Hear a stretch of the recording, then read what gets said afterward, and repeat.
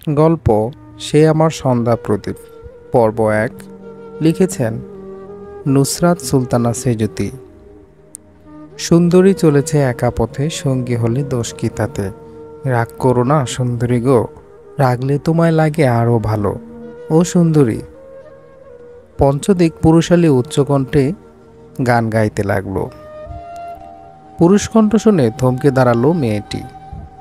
বিবশ কদম, সামনে আর যেতে পারল না।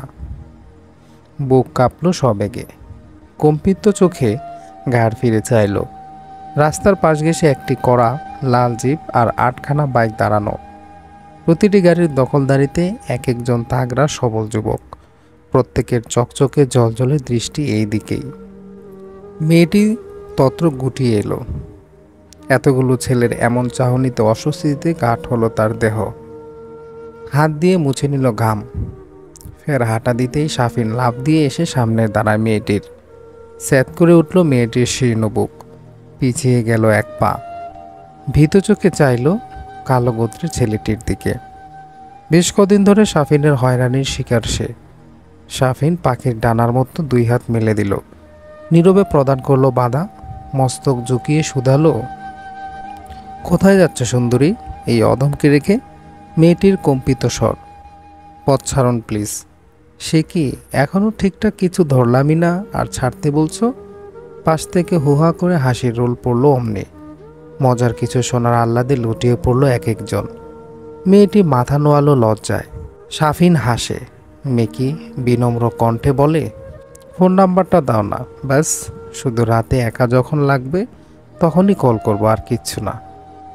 দলবল থেকে একজন চিল্লিয়ে বলে, সাথে বোন থাকলে তার নাম্বারটাও নিস, আমাদেরও তো একটা অধিকার আছে তাই না? সশব্দে হাসল সকলে।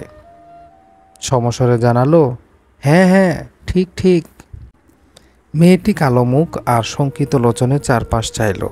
ছোট ছোট চায়ের দোকান, সবজির ভ্যান, কত লোকজন আশেপাশে। সবাই মিলে একবার প্রতিবাদ করতে পারে না? আর কতদিন চলবে এদের এই অসভ্যতামি? কিন্তু না, প্রত্যেকে প্রত্যেকের কাজে ব্যস্ত, যেন এদিকে আদৌ ফিরে দেখার মতো কিছুই ঘটছে না। হতাশ মেয়েটির সুপ্ত হৃদয়ে দীর্ঘশ্বাস বইল।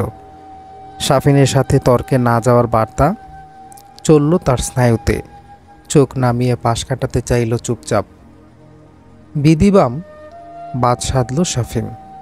পথ আগলালো আবারও। ব্রু গুটিয়ে বলল, এভাবে অবজ্ঞা করে যেও না সুন্দরী, দিল মেয়ে চোট লাগতা হে। মেয়েটি নিরুত্তরভাবে এপাশ থেকে হেঁটে যেতে নেয়।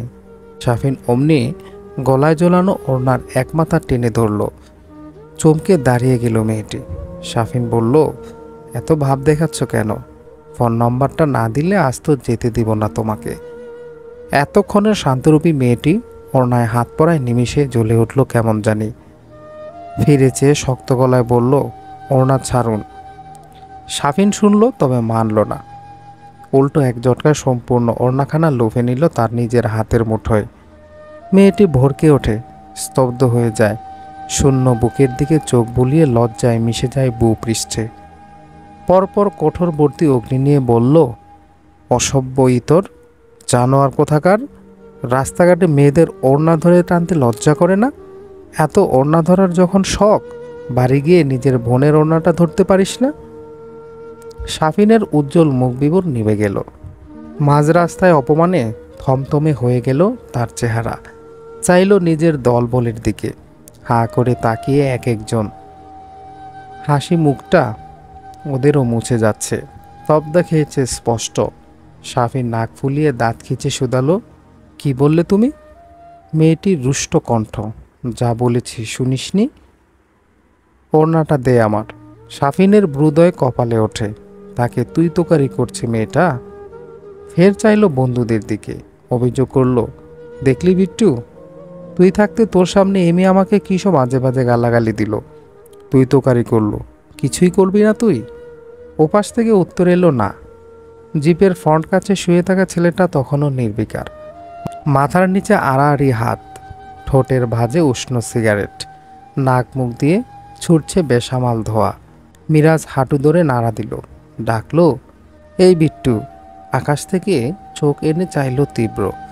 রুর সন্ধিস্থলে ভাসল প্রগাঢ় ভাঁজ। কান থেকে হেডফোনের একমাথা সরিয়ে মোটা গলায় শুধালো, কি? মীরা চোখ দিয়ে ইশারা করলো সামনে। ঘাড় ঈষৎ বেঁকে এলো তীব্রর। সংকীর্ণ আদলের একটি মেয়ে আর শাফিন। মস্তিষ্ক দুজনকে দেখে বুঝে ফেলল যা বোঝার। শোয়া থেকে উঠে বসলো, গার বাঁকালো দুই দিকে, মটমট করে শব্দ তুলল নাজুক হাড়। লাফ দিয়ে জিপের ওপর থেকে নামলো তীব্র। মাথা ভর্তি বাদামি চুল, কিঞ্চিত দোল খেলো হাওয়ায়। পোড়া ঠোঁট থেকে সিগারেট এনে জুতোয় পিষল তীব্র। সানগ্লাস খুলে পকেটে ভরতেই উন্মুখ হলো দুটো গভীর ঘোলাটে অক্ষি।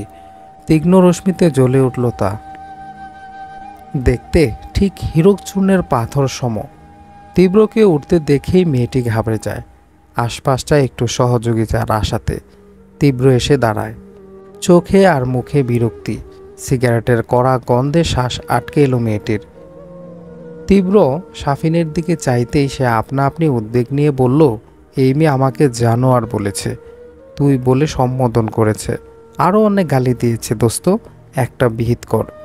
তীব্র সরু চোখ গিয়ে মেয়েটির ওপর বর্তায়। চুইংগাম চিবুতে চিবুতে এক ঝলক দেখে নেয় মেয়েটিকে আপাদমস্তক। স্থূলে কণ্ঠে শোধায়, গালি দিয়েছিস? মেয়েটি ভ্যাবাচাকা খেলো। একটা ছেলে সরাসরি একটি মেয়েকে তুই বলায় তাজ্জব হলো সে। চটে আসে তার মেজাজ। তেতে নির্ভীক চিত্তে থেমে থেমে বলে, হ্যাঁ দিয়েছি। তীব্র ভ্রু উঁচু করল। মেয়েটি সউদ্যোগে বলল, উনি কেন আমার ওড়না ধরবেন? ওনার জন্য আমি শান্তিতে কলেজে যেতে পারি না।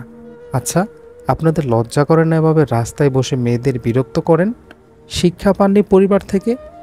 মেয়েটির কথায় আক্রোশ, অথচ স্বর নরম, কাপা। তীব্র ঘোলা চোখ বুঝে নিল। বক্ষ গহ্বর ওঠানামা করলো অতুষ্ণ শ্বাসে। তার নিরেট চিবুক দেখে ঢোক গিল মেয়েটি। বসে থাকা ওর সাঙ্গপাঙ্গরা ততস্থ হয়ে দাঁড়িয়ে একজন অন্যজনের কানের কাছে মুখ নিয়ে ফিসফিস করল, খেয়েছে রে বিট্টুর সাথে বেয়াদবি, এই মেয়ে রাজ্যে কি হবে? এতগুলো ছেলের মধ্যে নিজের ভবিষ্যৎ নিয়ে শঙ্কিত মেয়েটি। এই গ্যাং এলাকার কুখ্যাত, কে না চেনে তাদেরকে? তীব্রর চোখ তখনও বন্ধ। চুলে আঙুল চালাতে চালাতেই ঝট করে চাইল। দৃষ্টিতে কি যেন মিশে। মেয়েটি ভীত হয় আশঙ্কায়। ভেতরকার প্রার্থনার মধ্যেই তীব্রর বরফ কণ্ঠে শোনা গেল, বাড়ি যা। প্রত্যাশিত চোখ মুখ নিভে গেল শাফিনের। মেয়েটি বিস্ময়াবহ। যেই কথা শোনালো তাতে তীব্রর এই উত্তর আশা করেনি সে। বিভ্রান্ত স্বরে শুধালো, যাব? তীব্র খ্যাক করে উঠল, কান খাটো নাকি? যেতে বলেছি যা। ধমকে কেঁপে ওঠে মেয়েটি। চোখ মুছে কোমল হাতে। শাফিনের হাতে তখনও ওড়নাটা। মেয়েটি সেদিকেই দেখে একবার তীব্রর দিকে চাইল। তীব্র হুকুম ছুড়ল, ওড়না ছাড়। বিনা বাক্যে ছেড়ে দিল ওড়নাটা শাফিন। তীব্র ওড়না নিয়ে মেয়েটির মুঠোয় ধরিয়ে দেয়, চোখ দিয়ে বোঝায় যেতে। মেয়েটির চাহনিতে তীব্র তখনও, মেয়েটির চাহনিতে বিস্ময় তখনও। কথা না বাড়িয়ে নিশ্চুপ হেঁটে গেল। একবার পেছন ফিরে দেখল দীর্ঘদেহী বখাটে নামক প্রহেলিকা রূপী তীব্রকে। শাফিন এগিয়ে এলো তার কাছে। এক পলক বাকিদের দেখে অভিমানী গলায় বলল, ওই মেয়ে আমাদের গালি দিল আর তুই কিছুই বললি না, ওকে ছেড়ে দিলি? তীব্রর চাহনি তাক হলো ওর চেহারায়।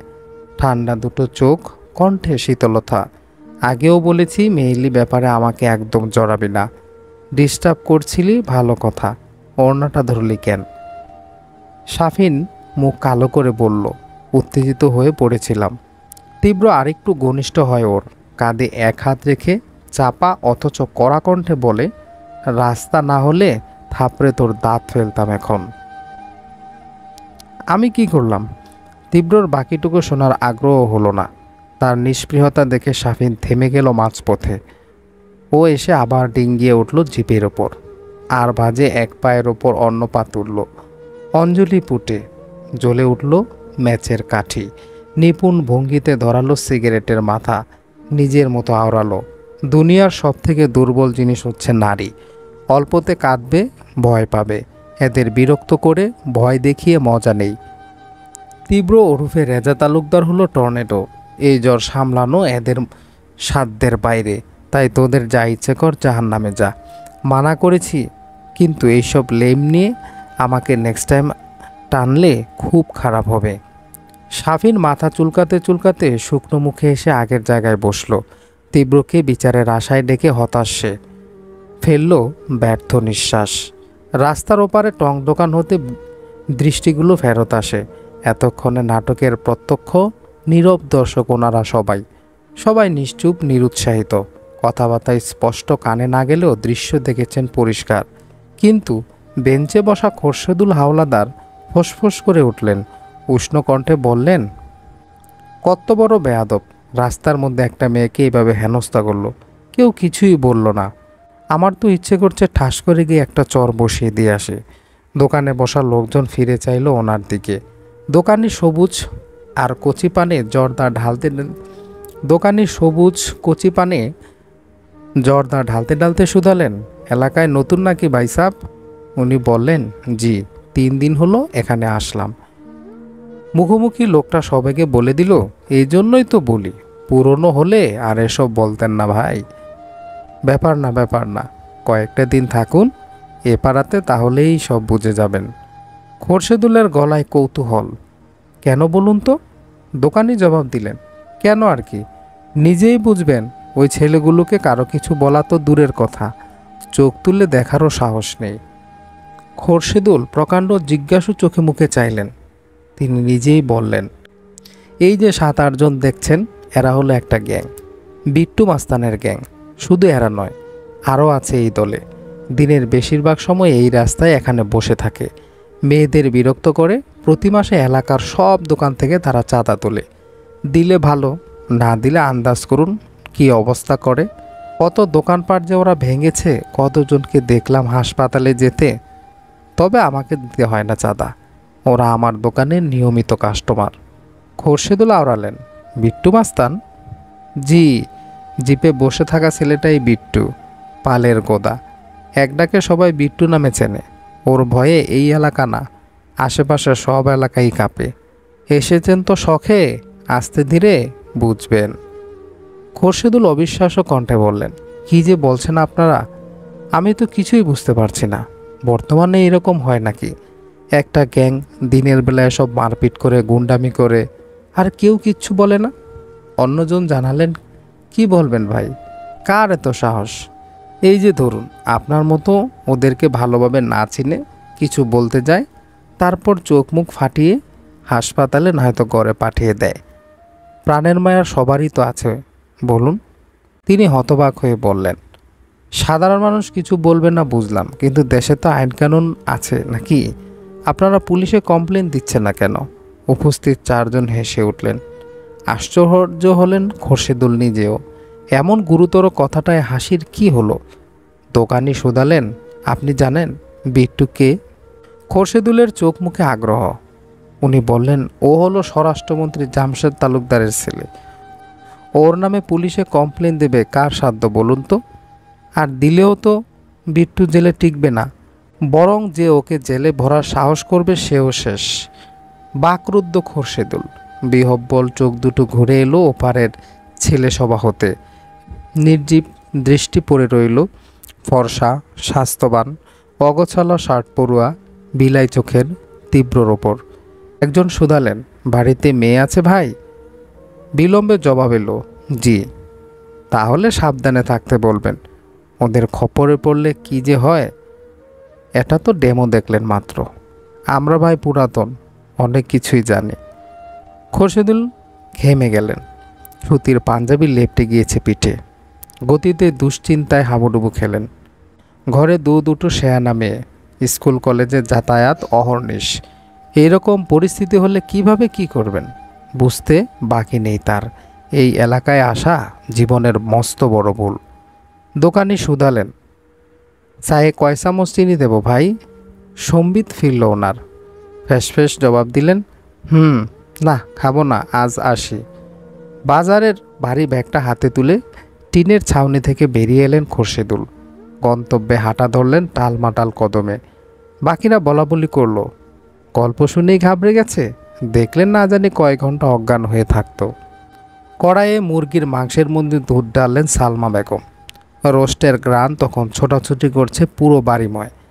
সেকেন্ডে জলে মিশে দুধ ফুটতে শুরু করে। তুলতুলে চিকেনগুলো ঢেকে যায় আড়ালে। সেই রান্নার দিকে সূক্ষ্মভাবে চেয়ে আছে একজোড়া সুশ্রী মনোযোগী চোখ। মস্তিষ্কের সবটুকু প্রণিধান খাটিয়ে দেখছে সে।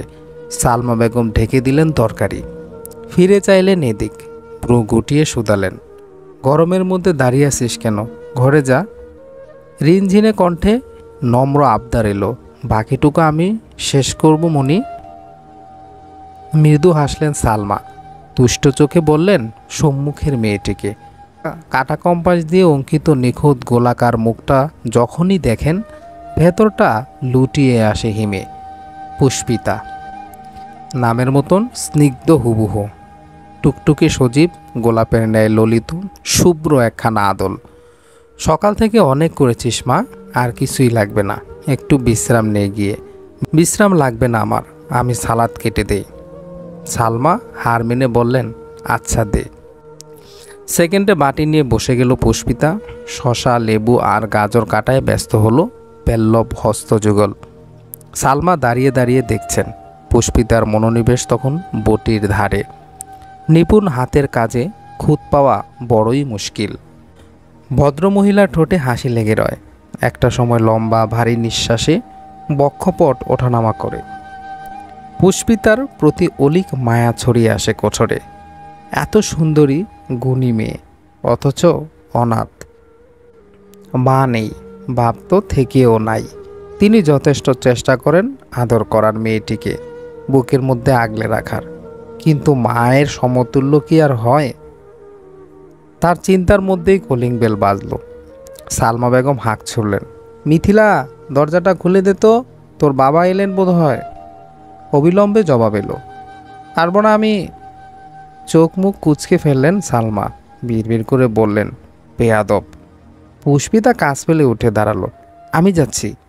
সিটকিনি খুলতে খোরশেদুলের শুষ্ক মুখের দেখা মিলল। চেহারায় অন্ধকার। পুষ্পিতাকে দেখেই প্রকট হলো তা। ব্রজগলে ভাঁজ পড়ল অচিরেই। বাজারের ব্যাগ এগিয়ে দিলেন, থমথমে গলায় বললেন, মাছ আছে, নামিয়ে রাখ। পুষ্পিতা ঘাড় কাত করল, নম্র গলায় শুধালো, পানি দেব খালুজান? খোরশেদুল বললেন, চেয়েছি তোর কাছে। কঠোর কণ্ঠে মাথা নামালো পুষ্পিতা। ব্যাগ হাতে চুপচাপ চলে গেল রান্নাঘরে। খোরশেদুল তিক্ত চোখ মুখে এসে কাঠের সোফায় বসলেন। চিন্তিত ভঙ্গিতে মাথা হিলিয়ে দিলেন পিছনে। পেশায় একজন সরকারি কর্মচারী তিনি। সদ্য ট্রান্সফার হয়েছেন, পরশুই উঠলেন এই বাড়িতে। এর মধ্যে আবার এলাকা ছাড়বেন কি করে? বাসাই বা এত রাতারাতি পাবেন কোথায়? পানি হাতে এলেন সালমা বেগম। স্বামীর ফ্যাকাশে মুখমণ্ডল দেখে ভাঁজ পড়ল তার কপালে। উদ্বিগ্ন কণ্ঠে শোধালেন, কি হয়েছে আপনার? খোরশেদুল চোখ মেললেন, সোজা হয়ে বসলেন, গ্লাস ফাঁকা করে বললেন, ছেলেমেয়েরা কোথায়? ঘরেই তো আছে। ডাকো সবাইকে। রাহাত, মিথিলা, তোদের বাবা ডাকছেন, এদিকে আয় তো তোরা। এক ডাকেই চপল পায়ে হাজির হলো রাহাত। ঝাঁকড়া চুল অবিন্যস্তভাবে হেলে দুলে উঠল। কিশোর রাহাত সপ্তম শ্রেণীতে পা রেখেছে কেবল। আত্মীয় স্বজনের কাছে গুলটু নামে পরিচিত সে। একেবারে গাল চিপে চুমু খাওয়ার মতন কিউট একটা ছেলে। অথচ মিথিলার চেহারায় বিরক্তি। এই হুটহাট ডাকাডাকি তার চূড়ান্ত অপছন্দের। এসে দাঁড়াতেই দুজনকে একবার একবার করে দেখলেন খোরশেদুল। তারপর বললেন, বসো। রাহাত মায়ের কোল ঘেঁষে বসলেও মিথিলা বসলো বাবার মুখোমুখি। একটু আধটু অনুচিন্তন জেগে বসলো তার মাথায়। বাবা কি তাহলে জেনে গেল সব কিছু? খোরশেদুল স্ত্রীর দিকে চেয়ে বললেন, পুষ্পিতাকে ডাকো তো। ডাক শুনেই ঝড়ের বেগে উপস্থিত হলো পুষ্পিতা। বাজার গোছানো ময়লা হাতটা ওড়নায় মুছতে মুছতে বসার ঘরের এক কোনায় দাঁড়ালো সে। সবার উৎসুক চাহনির মধ্যেই সালমা প্রশ্ন ছুড়লেন, কিছু কি হয়েছে? খোরশেদুল দীর্ঘ নিঃশ্বাস ফেলল। উত্তরে মিথিলার দিকে চেয়ে বললেন, তুমি বলেছিলে এই এলাকাটা নাকি অনেক ভালো, মেইন রোড পাশে, যাতায়াতে অনেক সুবিধা পাওয়া যাবে। আমিও সব কিছু দেখে পছন্দ করেছিলাম, কিন্তু এলাকাটা উন্নত হলেও এখানকার মানুষগুলো একদমই ভালো নয়। ভালো মতো খোঁজ না নিয়ে ডিরেক্ট এখানে শিফট হওয়া চরম ভুল হয়েছে আমাদের।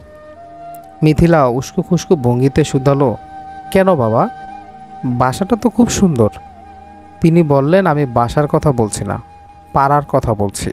এই পাড়ায় কিছু অভদ্র ছেলেপেলের আনাগোনা আছে। বলা যায় একটা পাওয়ারফুল গ্যাং। মাস্তানি করে বেড়ায় সারাদিন, খোলামেলা গুন্ডামি চলে। বিট্টু মাস্তার নামে একটা ছেলে, সেই গুন্ডা দলের লিডার। মন্ত্রীর ছেলে বলে সবাই ভয় পায় তাকে। মারপিট, চাঁদাবাজি, আর আজ তো আমার সামনে একটা মেয়েকে। তারপর থামলেন খোরশেদুল। চেহারাতে অস্বস্তির প্রবল ছাপ। ছোট ছোট ছেলে মেয়ের সামনে ওসব বলার রুচি তার হলো না। সালমা বেগম আতকে বললেন, কি সাংঘাতিক! এরকম হলে এলাকায় থাকবো কি করে? খোরশেদুল বললেন, তোমরা সবাই সাবধানে চলাফেরা করবে। নেকাব ছাড়া বাইরে কেউ যাবে না। মিথিলা, তোমাকে বলছি, আগে যেমন যখন যেভাবে বেরিয়েছ তা তো একেবারেই করবে না। ওদের হাত অনেক লম্বা, একবার চোখে পড়লে আমাদের মতো সাধারণ মানুষের আর করার কিছুই থাকবে না। বুঝতে পেরেছ? মিথিলা নিম্নকণ্ঠে বলল, জি। এই গ্যাং সম্পর্কে ওর থেকে ভালো আর কে জানে। খোরশেদুল ঠান্ডা চোখে জড়সড়ো হয়ে দাঁড়ানো পুষ্পিতার দিকে চাইলেন। কথাটা তোকেও বলছি পুষ্পিতা, খুব দরকার ছাড়া তুইও বারান্দায় পা রাখবি না। পুষ্পিতা একটু নড়েচড়ে ওঠে, অবিলম্বে বরাবরের ন্যায় ঘাড় কাত করে। মুহূর্তেই মেজাজ বিগড়ালো মিথিলার।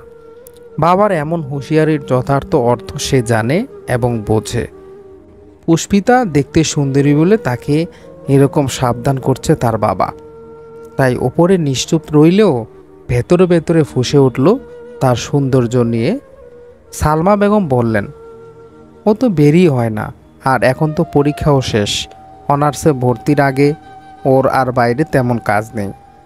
শুধু বাইরের কথা নয়, রাস্তা দিয়ে পরিষ্কার সামনের বারান্দাটা দেখা যায়, তাই ওখানেও ওকে পাঠাবে না।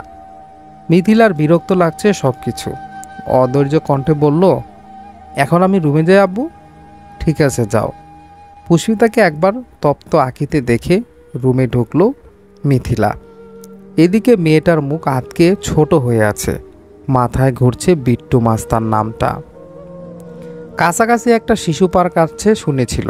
রাহাতকে নিয়ে ইচ্ছেও ছিল যাওয়ার, কিন্তু এরকম হলে ও তো বাইরে পাও রাখতে পারবে না। এমনিতে যা বিতু সে। মিথিলা কক্ষে এসে কটমট করলো, ফোন তুলল হাতে। ব্যস্তভাবে ডায়াল হলো নাহিদ লেখা নম্বরে।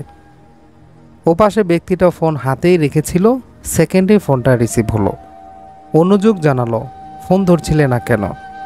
আর এখন সময় হলো তোমার আমাকে ফোন করার? মিথিলা চাপা কণ্ঠে ধমক ছুঁড়ে বলল, চুপ! ফোন যে করেছি এটাই তো বেশি। কি করেছো তুমি? নাহিদ বুঝতে না পেরে বলল, আমি আবার কি করলাম? এলাকায় এসেছি মাত্র 2টা দিন হলো, এর মধ্যেই বাবার কানে তোমার বন্ধুর কথা চলে গিয়েছে।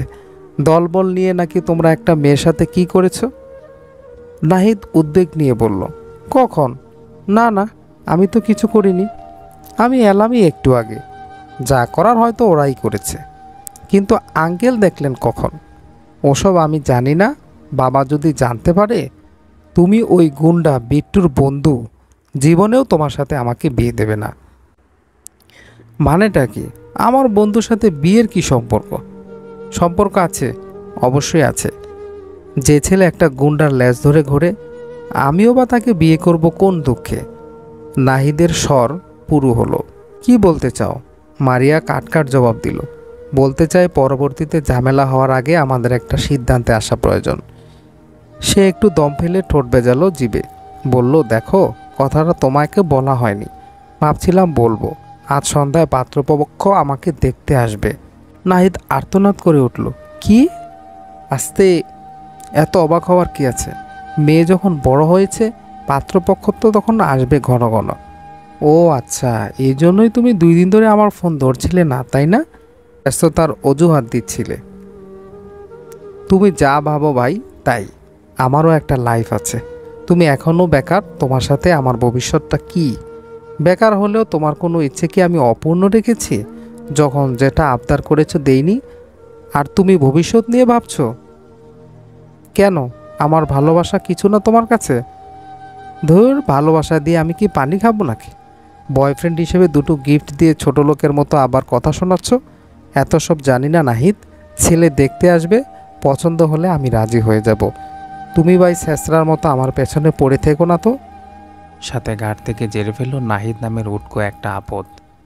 রৌদ্রোজ্জ্বল দিন গড়িয়েছে সন্ধ্যায়। শহর জুড়ে আজানের মধুর সুর। অন্ধকার আস্তে ধীরে হাত পা মিলছে। তিমিরে ঘেরা প্রকৃতির মধ্যেই মাথা তুলে দাঁড়িয়ে আছে বিশাল একটি ভবন। প্রদীপ্ত কান্তিমান সোনালি দেয়ালের কারুকাজ চোখ ধাঁধানোর মতন। শাসাবেগে পরপর 3টি গাড়ি এসে ভিড়ল সেথায়। দাঁড়িয়ে থাকা দুজন রক্ষী শশব্যস্তভাবে দুই দিকে টেনে খুললেন বিশাল দানবীয় গেটখানা। প্রথমে পুলিশ ভ্যান, পেছনে কালো গাড়ির মাঝে ধবধবে সাদা গাড়ি অন্ধরে ঢুকল। ভেতরে বসা জামশেদ তালুকদার তুলে রাখা কাজ গলে একবার বাইরে তাকালেন। রোগা পাতলা দুইজন লোককে দেখে ব্রু গোছালেন। তাদের কাতর নজর এই দিকে। কিছু বলতে চাওয়ার প্রবণতা তাদের চেহারায়। এগিয়ে আসতে চাইছেন, কিন্তু দারোয়ান সরিয়ে দিচ্ছেন বারংবার। দেখতে দেখতে গাড়ি বাড়ির প্রাঙ্গণে থামল। গাড়ি থেকে নামলেন জামশেদ তালুকদার। পরনে সাদা শুভ্র পাঞ্জাবি, গালভর্তি দাড়ি, চোখে চিকন চশমার ফ্রেম, আননে ছড়ানো অন্যরকম নূরের প্রভা। তার চোখ দুটো তখনও গেটের ওপারে। সহকারী আবুল হাসান পাশে এসে দাঁড়ালে তর্জন দিলেন, ওসমানকে ডাকো। এক ডাকে ছুটে এলেন ওসমান। হাত উঁচিয়ে সালাম ঠুকলেন বিনয়ের সহিত। ওরা কারা, কি চাইছে? ওনারা সাহায্য চাইছেন স্যার। ব্রু বাঁকালেন জামশেদ তালুকদার। কিসের সাহায্য?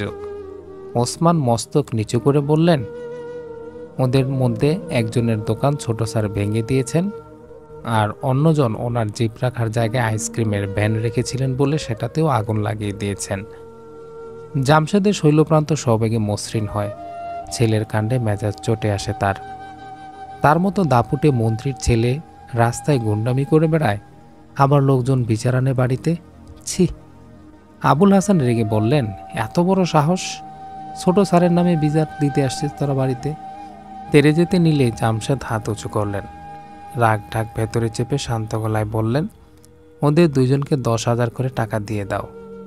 ব্রুযুগল তালুতে উঠল দুইজনেরই। আবুল হাসান প্রসন্ন কণ্ঠে বললেন, স্যারের দয়ার শরীর। জামশেদ তোষামুদে তোয়াক্কা দেখালেন না। প্রতাপী কদমে ঢুকে গেলেন বাড়িতে। আবুল হাসান বগলের কালো ব্যাগ আরেকটু এঁটে নিলেন নিজের সাথে। এগুলেন গেটের দিকে। ওনাদের দেখে লোক দুটো আরেকটু প্রত্যাশিত চোখে মুখে চাইল। কোনো একটা সাহায্য নিশ্চয়ই তারা আজ পাবে, সেই আশায়। অথচ আবুল হাসান এসেই ধমকে বললেন, নালিশ দিতে এসেছিস তোরা, তাও আবার মন্ত্রীর বাড়িতে? তন্মধ্যে একজন উৎকণ্ঠিত হয়ে বললেন, না স্যার, আমরা গরিব মানুষ, আমরা কেন নালিশ দিব? স্যার অনেক দয়ালু, তাই শুধু সাহায্য চাইতে এসেছিলাম স্যারের কাছে। আবুল বিরক্ত গলায় বললেন, ঠিক আছে, এই নে ধর। পকেট থেকে 1,000 টাকার একটা করকরে নোট এগিয়ে দিলেন তাদের দিকে। বললেন, দুইজনে সমান সমান ভাগ করে নিস। পেছনে দাঁড়ানো ওসমান তাজ্জব হয়ে চেয়ে রইলেন। তিনি স্পষ্ট শুনেছেন দুইজনকে 10,000 টাকা করে দেওয়ার কথা, আর এই লোক কিনা 500 টাকা দিচ্ছে, বাকিটা নিজের পকেটে ভরছে নিশ্চয়ই। দাঁত খিচে মাথা নাড়লেন তিনি। দিন দুপুরে কি জুৎচুরি! টাকার অঙ্ক দেখে লোক দুটোর জীর্ণ চেহারা শুষ্ক হলো। বিরস চোখে একে অপরের দিকে তাকালেন। নিরুপায় হয়ে টাকা নিলেন হাতে। আবুল হাসান কড়া গলায় বললেন, এরপর বাড়ির ত্রিসীমানায় যেন আর তোদের না দেখি, মনে থাকবে? দেখলে একদম জেলে পাঠিয়ে দিব। অসহায় লোক দুটো হুমকি শুনে আতঙ্কিত হলো। মাথা নামিয়ে প্রস্থান নিল বিশ্রান্ত কদমে। আবুল হাসান চশমা ঢেলে বিজয়ী হাসি হাসলেন। পিছন ফিরে চাইতেই মুখোমুখি হলেন ওসমানের উষ্ণ দৃষ্টির। তবে ওনার কিছুই করার সাধ্য নেই। ক্রোধ মনে চেপেই নজর ফেরালেন তিনি। আবুল হাসানের যাওয়ার দিকে চেয়ে বিড়বিড় করে বলতে লাগলেন, মা দাঁড়ি। সালমা বেগম পুরোদমে ব্যস্ত।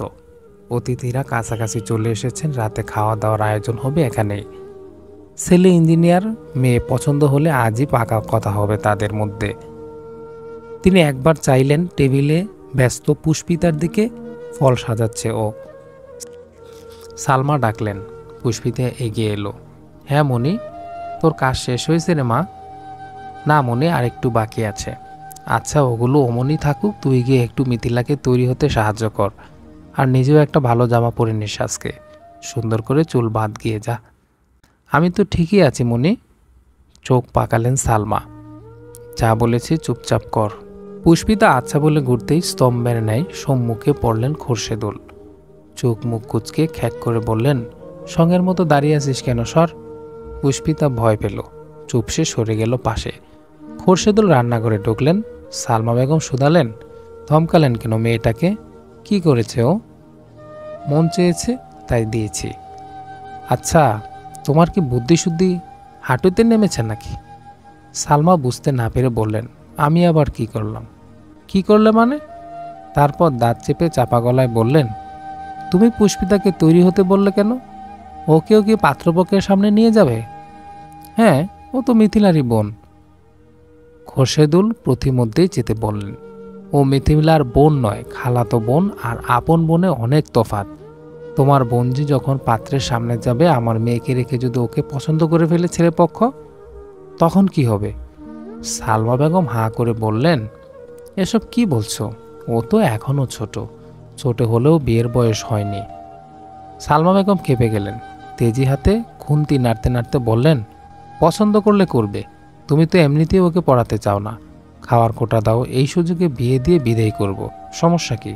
বেঁচে যাবে। সমস্যা কি? মেয়েটা বেঁচে যাবে। বোঝা নামবে তোমার উপর থেকে। খোরশেদুলের মোটা নাক ফেঁপে উঠল। খোটা দিলেও খাওয়াই তো। এতটা বছর ধরে অন্যের মেয়েকে পালিনি। এমন তো নয় যে ওর বাপ নেই, কোথায় সে, নিয়ে যাচ্ছে না কেন মেয়েকে। আর শোনো, এই সম্বন্ধ অনেক কাঠখড় পুড়িয়ে আমি পেয়েছি। ওই মেয়ের জন্য আমি এই ছেলে হাতছাড়া করতে চাই না। আর অত বড় ঘরে তোমার এই এতিম অনাথ বোনের মেয়েকে নেবে নাকি ওরা? এরা যখন বুড়ি বুড়ি দাবি নিয়ে বসবে, সেগুলো পূরণ কে করবে? তুমি? ওর রূপ আছে, চাঁদ ধরার যোগ্যতা নেই। সালমা বেগম অতিষ্ঠ গলায় বললেন, তাহলে তাহলে তুমি চাওটা কি শুনি? কি চাই মানে? বোঝো না তুমি? পুষ্পিতা যেন পাত্রপক্ষের ছায়াও না মারায়। আমার আমার মেয়ের এই সম্বন্ধ যদি ভাঙ্গেই সালমা, তোমাদের দুজনেরই খবর আছে মনে রেখো। হম্বিতম্বি করে খোরশেদুল রান্নাঘর ছাড়লেন। সালমা আহত চোখে চেয়ে রইলেন কিয়ৎক্ষণ। কঠোর বলল সহসা। মৃত বোনের শুষ্ক মুখটা ভেসে উঠল তৎক্ষণিক। হঠাৎ কিছু একটা ভেবে দ্রুত পায়ে বেরিয়ে এলেন বাহিরে। একবার উকি দিলেন মেয়ের ঘরে। পুষ্পিতাকে না দেখতে পেয়ে শুধালেন, পুষ্পিতা, কই রে মা? আয়নার সামনে দাঁড়ালো মিথিলা নিষ্প্রভভাবে। কাঁধ উঁচু করে বলল, আমি কি জানি? রাহাত বলল, আপু ওয়াশরুমে মনে হয়। সালমা বেগম স্বস্তির শ্বাস ফেললেন। যাক, মেয়েটা কিছুই শোনেনি তাহলে। এমনিতেই ওইটুকু মানুষের কপালে দুর্ভোগের অন্ত নেই, এসব শুনলে কষ্ট পাবে আরও। তালুকদার ভবন, দোতলার ডুপ্লেক্সের বিশাল আলিশান বাড়ি। বাইরে থেকেও ভেতরটা অধিক বৃহত্তর আর চওড়া। চারপাশের সব কিছুতে ঝকঝকে আভিজাত্যের ছোঁয়া। হলদে কড়া আলোয় চতুর্মুখী দেয়াল মহিমান্বিত। ডিজাইনার আসবাবপত্র, গ্র্যান্ড প্রত্নবস্তু, প্রতিটি কোণ ঐশ্বর্যের নিপুণ দৃশ্যবন্দী, ঠিক যেন বিলাসিতার অনন্য এক মূর্তি। জামশেদ তালুকদার সোফায় বসে, পরনে এখনও বাইরের কাপড়। সেন্টার টেবিলের ধোয়া ওঠা কফিটা নিরলস পড়ে আছে। উষ্ণতা কমে রূপ নিয়েছে শরবতে। হাতের আঙ্গুল ঘষতে ঘষতে দেয়াল ঘড়ির দিকে চাইলেন তিনি। পরপর চোখ বোলালেন সদর দরজায়। তার থম ধরা পাথরের মতো মুখটা নিয়েই ভয়ে সিটিয়ে আছে লুৎফা বেগম। স্বামীর ক্রোধান্বিত চোখ মুখ দেখে ক্রমশ বিভ্রান্ত হচ্ছেন তিনি। কিছু জিজ্ঞেস করার স্পর্ধা অবধি হচ্ছে না। নির্ঘাত ছেলেটা আবার কিছু করেছে। তার উতলা নয়ন এলোমেলো পায়চারি করছে। একবার স্বামীকে দেখছে, একবার দরজা। ঘড়িতে তখন 12টা বাজার সংকেত ঢং ঢং করে উঠল। ক্ষণ বাদেই বাইরে থেকে ভেসে এলো জিপের শব্দ। জামশেদ নড়েচড়ে উঠলেন পুত্রের আগমনী বার্তায়। মুহূর্তে দৃঢ় হলো তার চিবুক। দোরগোড়ায় তীব্র পদচারণ পরে অস্বাভাবিক কদম। ঝুলছে দুলছে, সাফিন পৌঁছে দিয়েছে বাড়ি অবধি। কিন্তু ভেতরে আসার সাহস কুলোয়নি। ওসমান সহ আরও একজন ধরে ধরে নিয়ে আসছে ওকে। মাতাল ছেলেকে দেখেই লুৎফাল মিয়ে এলেন। শঙ্কিত নয়ন ঘুরে এলো স্বামী হতে। উঠে দাঁড়ালেন জামশেদ। মটমটে চোয়াল, ক্ষুব্ধ লোচন সমেত গিয়ে দাঁড়ালেন তীব্রর মুখোমুখি। তুমি আবার মদ খেয়েছ? তীব্রর নিচু ঢুলুঢুলু চক্ষুদয় তাক হলো বাবার ওপর। অক্ষির শ্বেতবর্ণ টকটকে লাল রেশায়। সদর্পে জানালো, রোজই তো খাই।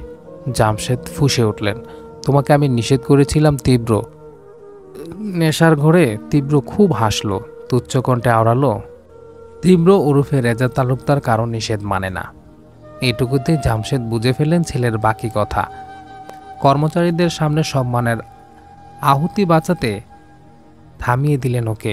বললেন, ওকে রেখে যাও। মাথা নাড়ালেন ওনারা। সাবধানে ওকে সোফায় বসিয়ে প্রস্থান নিলেন। মদ্যপ তীব্রর মাথাটা হেলে পড়ল একদিকে। চোখ বন্ধ রেখে বলল, একটা হুইস্কি। জামশেদ রুষ্ট চোখে চাইলেন। কটমুটে স্ত্রীকে দেখলেন। তারপর লুৎফা ছোট কণ্ঠে বললেন, আমি ওকে নিয়ে যাচ্ছি। কাজের মেয়েটিকে সাথে নিয়ে তীব্রকে ওঠালেন লুৎফা বেগম। রওনা করলেন কামরায়। জামশেদ বিক্ষুব্ধ চোখে সবটাই দেখলেন।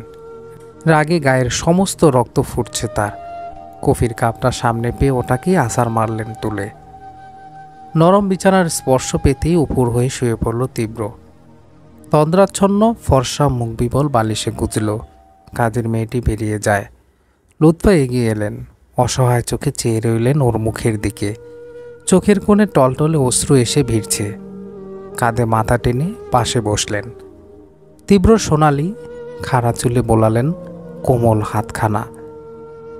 ভেজা গলায় বলে উঠলেন, কবে মানুষ হবি রে বাপ? কবে ভালো হবি? কবে একটু শান্তি দিবি আমায়?